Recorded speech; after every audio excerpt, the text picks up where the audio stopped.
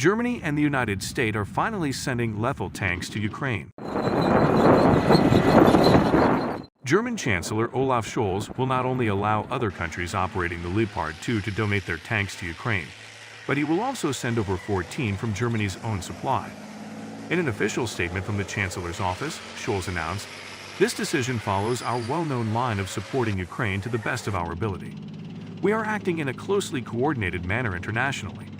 He went on to state that Germany would send a company of 14 Leopard 2A6 tanks and quickly begin training Ukrainian tank crews. Meanwhile, in Washington, D.C., President Joe Biden announced on Wednesday that the U.S. would donate 31 Panzer Abrams tanks to Ukraine, marking a reversal of past policies.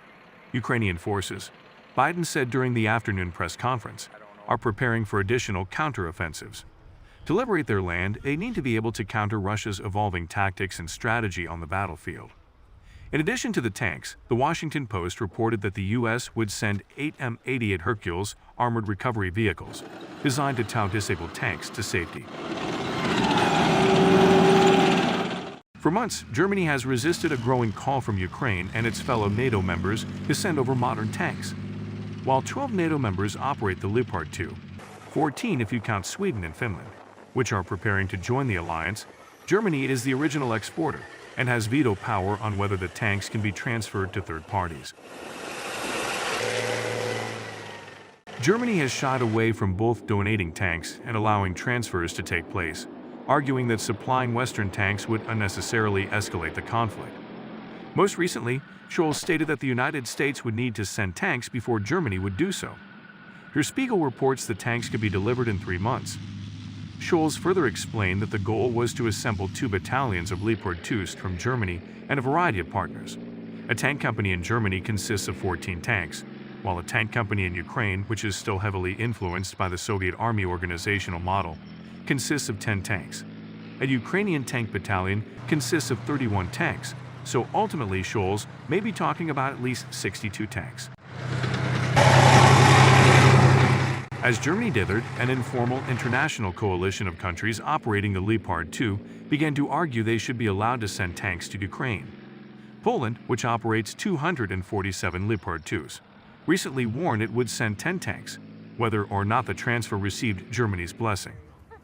In addition to the Polish and German tanks, Spain's El Mundo newspaper reported that 53 of the country's 108 Leopard 2 tanks are available to send, but no firm number has been announced. A report from Portugal claims it's preparing to send 4 Leopard 2s. Prime Minister of the Netherlands, Mark Rutte, has stated his country might buy 18 Leopard 2s it currently leases from Germany and ultimately donate them to Ukraine. All of the Scandinavian countries operate Leopard 2 tanks, and at least half of them have lined up to donate. Finland's defense minister says the country will be involved in the transfer of Leopard 2s to Ukraine.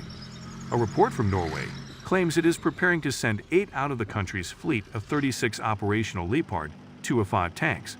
Sweden is reportedly considering donating some of the country's 122 tanks. Adding up the Polish, Portuguese, German, Dutch, and Norwegian tanks gives a total of 54 tanks. That's equivalent to a German battalion or almost 2 Ukrainian battalions. While a fairly disappointing number, considering Europe's vast economic power, more tanks will likely be committed over the next several months.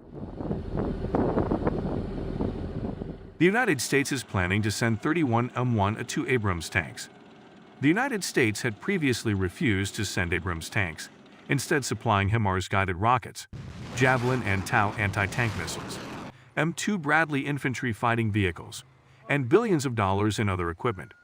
The American position has long been that supplying tanks would be an unwanted escalation of the conflict, but the recent decision by the UK to send 14 Challenger 2 tanks meant that sending American tanks was no longer an escalation, but merely the status quo.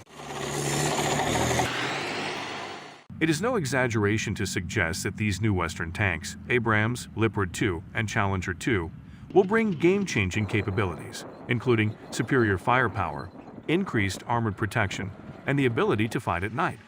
Still, all of that capability comes at a price: increased maintenance demands, and the need to keep the tanks fueled and armed in the field. All of that will be tough to juggle in the middle of a shooting war, but this influx of tanks is Ukraine's best shot at reuniting the country.